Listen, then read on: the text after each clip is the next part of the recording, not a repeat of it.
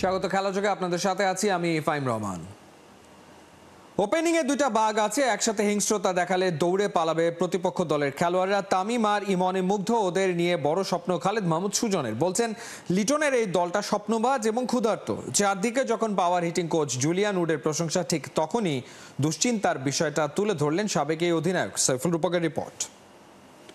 আমি চাই তাই মারুক 6 বড় 6 বলে হিতে বিপরীত না হয়। ছোট তামিমের কাছে বড় 6, একের পর এক ছক্কা প্রত্যাশা সুজনের। আবার বড় শঙ্কার কথা উঠে এলো। নয়া পাওয়ার হিটিং কোচ জুলিয়ান উডের তালিমে তো আরও দুর্বারই হওয়ার কথা তামিমদের। যদিও শঙ্কাটা এখানেই, প্রত্যেক ব্যাটারি উডের দেখানো টেকনিক শিখছেন, আয়ত্তে আনার চেষ্টা চালাচ্ছেন। কেউই কিন্তু এখনও প্রতিযোগিতামূলক ম্যাচে ইংলিশম্যানের পাওয়ার হিটিংয়ের টেকনিক প্রয়োগ করার সুযোগ পাননি। নেদারল্যান্ডসের বিপক্ষে সিরিজেই হয়তো বোঝা যাবে কে কতটা শিখলো নয়া টেকনিকে, কেউ কি রিদম হারিয়ে ফেললো। এশিয়া কাপের মতো বড় ইভেন্টের ঠিক আগে আগে ব্যাটারদের নিয়ে এমন কোর্স বড় দুশ্চিন্তায় ফেলছে সাবেক অধিনায়ক খালেদ মাহমুদকে। আমাদের পাওয়ার হিটিং আমি কোনো সময় সমস্যা দেখি না। আমাদের তানজিদ তামিম কিংবা পারভেজ ইমন, আপনি যার কথাই বলেন, তাওহিদ হৃদয় কিংবা শামীম পাটোয়ারি, এরা কেউ বড় 6 মারতে পারে না, আমি এটা বিশ্বাস করি না। সবাই বড় 6 মারে। ইভেন আমাদের তানজিম সাকিব, ও বড় 6 মারতে পারে। হয়তো টেকনিক্যালি সে আরও পাওয়ার হিটিং আরও টেকনিক্যালি হয়তো সে বলতে পারবে। বাট আমি খালি একটা কথাই বলতে চাই যে হিতে বিপরীত না হয়। সেটারও তো একটা সিস্টেম, কারণ আমাদের এরকম আমি অনেক দেখেছি যে চেঞ্জেসগুলো যখন আসে তখন হয়তো বা তখন তারা অ্যাডজাস্ট করতে পারে না অনেকেই, যেটা হয় অনেক সময়। তো আশা করি যে জুলিয়ান এরকম কিছু করবে না, ছোটো ছোটো যে ফাইন টিউনিংগুলো করবে যাতে আরও ইজিলি ওরা মারতে পারে, আর একটু টেকনিক্যালি যাতে একটু ইজি হয়, সেটা করলে আমার মনে হয় যে ভালো হওয়ার কথা। যা তার অনেক এক্সপিরিয়েন্স যাবে। আমি প্রথমে বলি যে নাথিং রং উইথ যে জুলিয়ানকে আনাটা, সেটা আমি বলছি না, বাট আমি বললাম যে আমাদের পাওয়ারিংয়ের প্রবলেম না, আসলে আমরা তো ছক্কাই মারতে পারি। বাংলাদেশের ক্রিকেটাররা ঘুরে দাঁড়াতে জানে। আরব আমিরাত ও পাকিস্তানের বিপক্ষে সিরিজে পর্যুদস্ত হওয়ার পরও শ্রীলঙ্কাকে ওদের মাঠে দেয়নি পাত্তা। মিরপুরে পাকিস্তানকে চমকে দেয় টাইগাররা।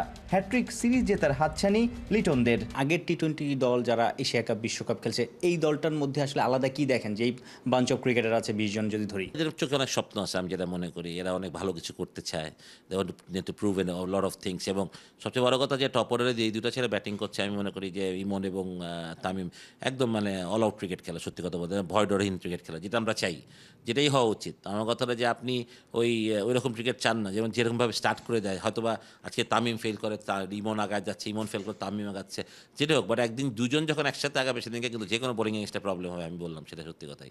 তো আমি ভেরি হ্যাপি যে এই ছেলেগুলা একটা নতুন দল, ওরাও বুঝছে একটা নতুন দল, নতুন স্বপ্ন, সব কিছুই, যে অনেক সিনিয়র প্লেয়ার নাই দলটার মধ্যে, অনেক জুনিয়র স্টার, ইয়াংস্টার আছে। আই থিঙ্ক যে ওরা ভালো কিছু করতে চায়, ওরা জিততে চায়, এই স্বপ্নটা ওদের চোখে মুখে দেখি আসলে। সাইফুল রূপক, 71, সিলেট।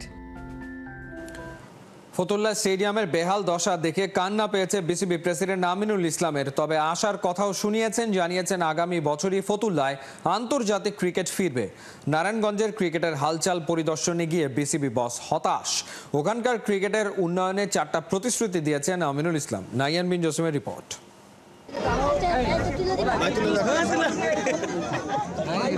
দেশের প্রথম টেস্ট সেঞ্চুরিয়ান, নামটা আমিনুল ইসলাম। ওই ইতিহাসটা জানলেও ঐতিহাসিক মুহূর্তটা দেখেনি এই ছোট্ট ক্ষুদে ক্রিকেটারদের প্রজন্ম। তারপরও বুলবুল তাদের কাছে সুপার হিরো, তাই তো অটোগ্রাফ ফটোগ্রাফের আবদার নিয়ে ঘিরে ধরল দেশের ক্রিকেটের বিগ বস। নারায়ণগঞ্জ এসে আমিনুল ইসলাম পেয়েছেন ভালো লাগার এমন অসংখ্য মুহূর্ত। কিন্তু যে কারণে দীর্ঘ সময় পর নারায়ণগঞ্জে পা রাখা সেই ক্রিকেটের বর্তমান দুরবস্থা বুলবুলকে হতাশই করল। অথচ একটা সময় ঢাকার পাশের এই শহরটা ক্রিকেটার তৈরির উর্বর ভূমি ছিল। শাহরিয়ার হোসেন বিদ্যুৎ, শাহাদাত হোসেন, মোহাম্মদ শরীফ, রনি তালুকদারদের নাম জানে এই প্রজন্ম। একসময় জাতীয় দলে আমিনুল ইসলামের টিমমেট জাহাঙ্গীর আলম, তার ছেলে জিসান আলম। বাবা দেখাচ্ছিলেন ছেলে জিসান নারায়ণগঞ্জে কোথায় প্র্যাকটিস করে নিজের স্বপ্ন পূরণের পথে হাঁটছে। বুলবুল দেখেছেন আর শুধুই আফসোসে পড়েছেন। আর যখন দেখছিলাম যে জিসানের 50 আর আজকে দেখলাম জিসান যেখানে প্র্যাকটিস করে, এটা আমি মিলাতে পারছিলাম যে ওয়ার্ল্ড স্ট্যান্ডার্ডে সে 50 করছে টি-20 ক্রিকেটে, আর তার প্র্যাকটিস ফ্যাসিলিটি এখানে কি। জাহাঙ্গীর খুব প্রাউড করছিল যে আমার এখানে 3টা উইকেট আছে, এখানে 3টা কেন, এখানে 30টা উইকেট থাকা উচিত। পুরাতন ওসমানী স্টেডিয়াম পরিদর্শনের সময় বিসিবি বসের পাশে থেকে খুঁটিয়ে খুঁটিয়ে সব সীমাবদ্ধতা আর স্বল্পতার কথা বলেছেন ক্রীড়া সংগঠক ও সিসিডিএম ভাইস চেয়ারম্যান মাসুদুজ্জামান, যার মুখে নারায়ণগঞ্জের ক্রীড়াঙ্গন বদলে দেওয়ার প্রত্যয় আর বুকে বড় স্বপ্ন। বিসিবি প্রেসিডেন্টের কাছে তাই আবদার রেখেছেন বড় মুখ করেই। বিসিবি বসও 4টা ফ্যাসিলিটিজ নিশ্চিত করার কথা দিয়ে তবেই নারায়ণগঞ্জ ছেড়েছেন।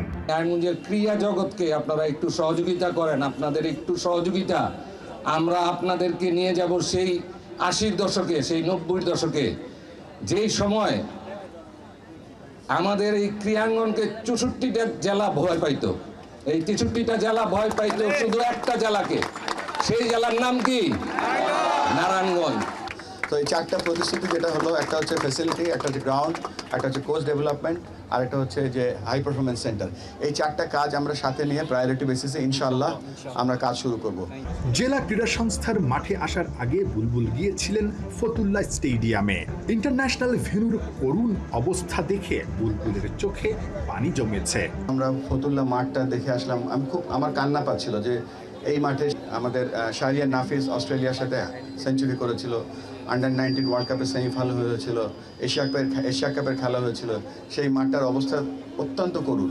তবে আশার কথাও শুনিয়েছেন বিসিবি প্রেসিডেন্ট।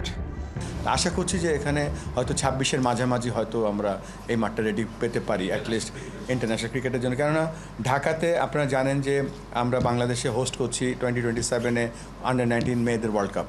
সো এই মাঠটা আমাদের জন্য ওটা একটা অন্যতম টার্গেট হওয়া উচিত এবং এটা আমাদের জন্য খুবই গুরুত্বপূর্ণ। প্রায় প্রতিদিনই ব্যস্ত সময় কাটছে, স্বল্প সময় নিয়ে এসেছিলেন নারায়ণগঞ্জে। ঘণ্টাখানেক থাকার পরিকল্পনা থাকলেও প্রায় 4 ঘন্টা কাটিয়েছেন বিসিবি বস। পুরোটা সময় নারায়ণগঞ্জের ক্রিকেট উন্নয়ন নিয়ে কথা বলেছেন, সুযোগ সুবিধা ঘুরে দেখেছেন। হতাশ করেননি স্কুলের নারী ক্রিকেটারদেরও। বুলবুলকে পেয়ে যেন ওদের খুশির জোয়ার বইছিল। ক্রিকেটের প্রতি ওদের ভালোবাসা দেখে বিসিবি প্রেসিডেন্ট রীতিমতো অভিভূত। অটোগ্রাফ আর ফটোগ্রাফের আবদার মিটিয়েছেন, সবার ভালোবাসা নিয়ে নারায়ণগঞ্জ থেকে ঢাকাতে ফিরেছেন। নাহিয়ান বিন জসিম, 71, নারায়ণগঞ্জ। গোল মিসের মহড়ার পরও নেপালের জালে গুনে গুনে 3 গোল দিল বাংলাদেশ, সাথে তুলে নিল সাফ অনূর্ধ্ব-17 নারী চ্যাম্পিয়নশিপে নিজেদের দ্বিতীয় জয়। চাংলি মিথানে বাংলাদেশের হয়ে গোল করেন থুইমুই মারমা, সুরভি আর রিয়া। এই জয়ে শিরোপা রেসে নিজেদের টিকিয়ে রাখলো জুনিয়র বাঘিনীরা। বাংলাদেশ নেপাল ম্যাচের রিপোর্ট পার্থবণিকের কাছে। মুষ্টিবদ্ধ হাতে চওড়া হাসি, একটা গোলের জন্য 41 মিনিটের ছোটাছুটি, অবশেষে জব ডান। তাও একটা নয়, দুইটা গোলে বাঘিনীদের কাছে নেপাল হয়রান।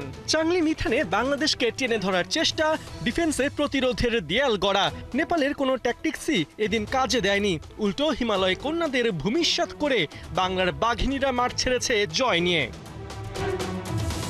অনূর্ধ্ব-15 থেকে অনূর্ধ্ব-20 বয়সভিত্তিক নারী সাফে নেপাল বাংলাদেশের কাছে এক সহজ শিকার। 2 দলের 17 বারের দেখায় 13 বারই জয় বাংলাদেশের, হার কেবল একটা। এমন দাপুটে রেকর্ডকে সঙ্গী করেই থিম্পুর চাংলি মিথানে মাঠে নেমেছিল অর্পিতা বিশ্বাসের দল। তবে সময় যায়, আক্রমণ হয়, কিন্তু গোলের আর দেখা মেলে না। ব্যাড লাক ফর সুরভি আকন্দ প্রীতি। ম্যাচের 7 মিনিটের মাঝেই পেয়েছিলেন দুইটা দারুণ সুযোগ। নেপাল কিপার লাক্সমি ওলির সাথে 1-1 থেকে গোল করতে ব্যর্থ হন এই ফরওয়ার্ড। বাংলাদেশ একের পর এক চান্স ক্রিয়েট করলেও বল পজিশন, গেম বিল্ড আপে বেশ দুর্বলতা চোখে পড়ে মাহবুবুর রহমান লিটুর শিষ্যদের। 22 মিনিটে পূর্ণিমা চাকমা যদি ক্রসটা মিস না করতেন তবে তখনই লিড নিশ্চিত হতো বাঘিনীদের। এদিন নেপালি কিপার আর সুরভির মাঝে যেন এক অদৃশ্য দেয়াল ছিল। 35 মিনিটে টানা তৃতীয়বারের মতো 1-1-এ নেপাল কিপারকে বিট করতে ব্যর্থ হন এই ফরওয়ার্ড। অবশেষে 41 মিনিটে ডেডলক ভাঙেন থুইমুই মারমা। দারুণ এক শটে গোল করে বাংলাদেশকে এনে দেন লিড। 4 মিনিট বাদেই নিজের গোল মিসের বৃত্ত থেকে বের হন সুরভি। নেপালি কিপার বল ক্লিয়ার করতে ডি বক্স থেকে বেরিয়ে এলে সোজা বল জালে জড়িয়ে বাংলাদেশের লিড 2-0-তে নিয়ে যান। ফার্স্ট হাফের মতোই সেকেন্ড হাফেও একটা গোলের জন্য অপেক্ষা করতে হয় একদম শেষ মুহূর্ত পর্যন্ত, আর এই গোলটাও যোগ হয় বাংলাদেশের নামের পাশে। ম্যাচের ইনজুরি টাইমে রিয়া দারুণ এক গোলে বাংলাদেশকে এনে দেন তৃতীয় গোল আর নিশ্চিত করেন বাঘিনীদের বিগ উইন। ৩-০ গোলে বাংলাদেশ আসরের দ্বিতীয় জয় নিয়ে মাঠ ছাড়লেও দুশ্চিন্তা এখনও কাটেনি। নিশ্চিন্ত থাকতে পরের 2 ম্যাচে নেপাল আর ভুটানকে হারাতে তো হবেই, সাথে শেষ ম্যাচে ৩১ আগস্ট ভারতের বিপক্ষে লাগবে অন্তত 3 গোলের ব্যবধানে জয়। তবেই সাফ অনূর্ধ্ব-17 শিরোপা হাতে উঠবে জুনিয়র বাঘিনীদের। পার্থ বণিক, ৭১। মাঠের ফুটবলের পাশাপাশি স্পোর্টসের দিকেও নজর বাফুফের। তরুণ প্রজন্মকে এগিয়ে আসার আহ্বান জানিয়েছেন বাংলাদেশ ফুটবল ফেডারেশনের সভাপতি। 3 ধাপের ট্রায়ালের পর সৌদি আরবে অনুষ্ঠিত হতে যাওয়া FIFA world cup, football console, football mobile ও রকেট লিগের জন্য প্লেয়ার নির্বাচন করা হবে। সেপ্টেম্বর মাসের 5, 20 ও অক্টোবর মাসের 5 তারিখে 3 ক্যাটাগরিতে এই ট্রায়াল হবে। যারা সিলেক্টেড হবেন তাদের জন্য থাকবে আঞ্চলিক প্রতিযোগিতায় অংশগ্রহণ করার সুযোগ। সেখানকার বিজয়ীদের সৌদি আরবের রাজধানী রিয়াদে অনুষ্ঠিত হতে যাওয়া টুর্নামেন্টে পাঠাবে বাংলাদেশ ফুটবল ফেডারেশন। তবে প্রথম দিকে শুধুমাত্র ফুটবল নিয়ে কাজ করতে চায় বাফুফে। ভবিষ্যতে স্পোর্টস ন্যাশনাল টুর্নামেন্ট আয়োজন করার কথা জানিয়েছেন বাফুফের সভাপতি তাবিদ আওয়াল। স্পোর্টস হয়তো আগে শুনতাম আমরা রিক্রিয়েশনাল স্পোর্ট, যেটা আমার ভাইয়া বলেছে ছোটবেলায়, এটা কি আশা আছে, এটা দিয়ে খেলে কি লাভ হবে। স্পোর্টস কিন্তু এখন একটা মানে গ্লোবালি একটা রাইজিং একটা প্রতিযোগিতা, বিশেষ করে এশিয়াতে। অলসো এটা কমার্শিয়ালি ভায়াবল। অনেক স্পোর্টস বা অ্যাথলিটরা কিন্তু যখন স্পোর্টসে জড়িত হয় তারা কিন্তু টুর্নামেন্টের মাধ্যমে অথবা এন্ডোর্সমেন্টের মাধ্যমে অথবা ভিউয়ারশিপের মাধ্যমে কিন্তু এখন কমার্শিয়ালি নিজেকে ভায়াবল করতে পারে। সো এটাও কিন্তু বলতে পারেন অলমোস্ট একটা প্রফেশন, যদি কেউ এটা মানে স্পোর্টটাকে ওভাবে দেখতে চায়। পল ভল্টের নতুন জাতীয় রেকর্ড হয়েছে রবিবার। 4 মিটার 51 সেন্টিমিটার লাফিয়ে নিজের আগের রেকর্ড ভেঙেছেন সেনাবাহিনীর সৌরভ। কিন্তু রেকর্ড গড়েও ওর ধারণা হবে না এসএ গেমসের যাত্রা। বিস্তারিত ফয়সাল হাবিবের রিপোর্টে। অ্যাথলেটিক্স, ট্র্যাক অ্যান্ড ফিল্ডের একটা ইভেন্ট পোল ভল্ট। নিয়মকানুন বেশি কঠিন না। পোলের ওপর ভর দিয়ে আপনার নির্দিষ্ট উচ্চতা পেরোতে হবে। প্রতি রাউন্ডে উচ্চতা বাড়বে প্লেয়ারের ইচ্ছা মতো, একটু একটু করে। প্রতিবার একজন করে খেলোয়াড় বাদও যাবে। শেষ পর্যন্ত যে টিকে থাকবে, যে সবচেয়ে বেশি উচ্চতা অতিক্রম করবে, স্বর্ণপদক তারই জুটবে। পোল ভল্ট বিশ্বব্যাপী যতটুকু জনপ্রিয়তা পেয়েছে তার সিংহভাগই ইউরোপ অঞ্চলে। আমেরিকা, এশিয়া, আফ্রিকায় খুব বেশি জনপ্রিয়তা পায়নি এই খেলা।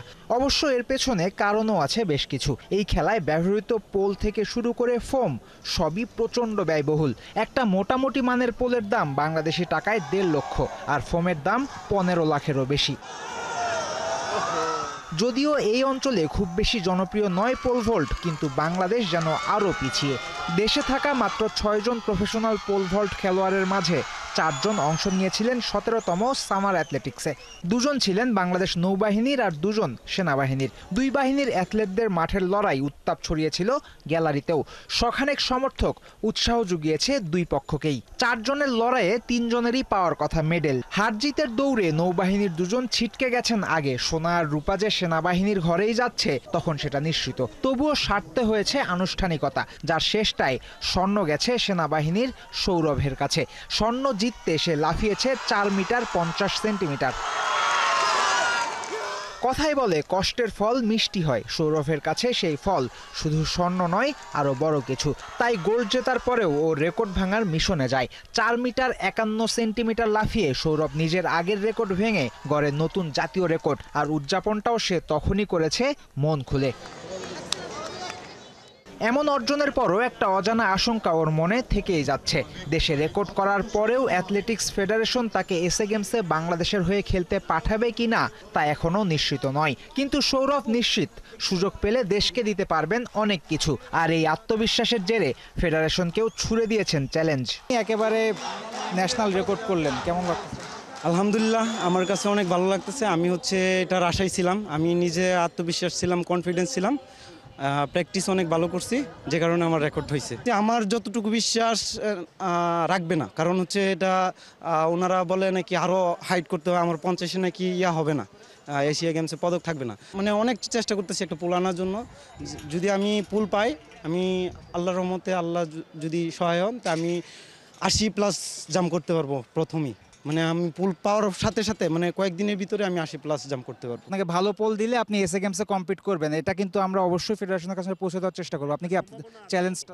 ইনশাল্লাহ আমার সর্বোচ্চ বেস্ট, আমার একটা ব্যক্তিগত কনফিডেন্স এটা আমি শেয়ার করলাম আপনাদের সাথে। পোল ভল্টে ন্যাশনাল গোল্ড মেডেল জেতা সৌরভ একরকম চ্যালেঞ্জই ছুড়ে দিলেন যে আরও ভালো মানের পোল যদি তিনি পান তাহলে এসএ গেমসে তিনি কম্পিট করতে পারবেন। এসএ গেমসে পদকের আশাও তিনি করছেন যদি একটা ভালো মানের পোল পাওয়া যায়। কিন্তু এসএ গেমসে হয়তো বা তার যাওয়াই হবে না যদি না ফেডারেশন ভ্রুক্ষেপ করে, যদি না ফেডারেশন তাকে পাঠায়। তাই বলটা এখন ফেডারেশনের কোর্টে। রেকর্ড করা একজনকে তারা ক্যাম্পে রাখবে নাকি না, রেকর্ড করা একজনকে তারা এসএ গেমসে পাঠাবে নাকি না, সিদ্ধান্তটা ফেডারেশনকে নিতে হবে। সো এখন ফেডারেশনের সিদ্ধান্তেরই অপেক্ষা। ফয়সাল হাবিব, ৭১। এই মুহূর্তের খেলা যোগে সরাসরি সংবাদ অনুষ্ঠান দেখতে চোখ রাখুন ৭১-এর ফেসবুক পেজ এবং সাবস্ক্রাইব করুন ৭১-এর ইউটিউব চ্যানেল। ৭১-এর সাথেই থাকুন।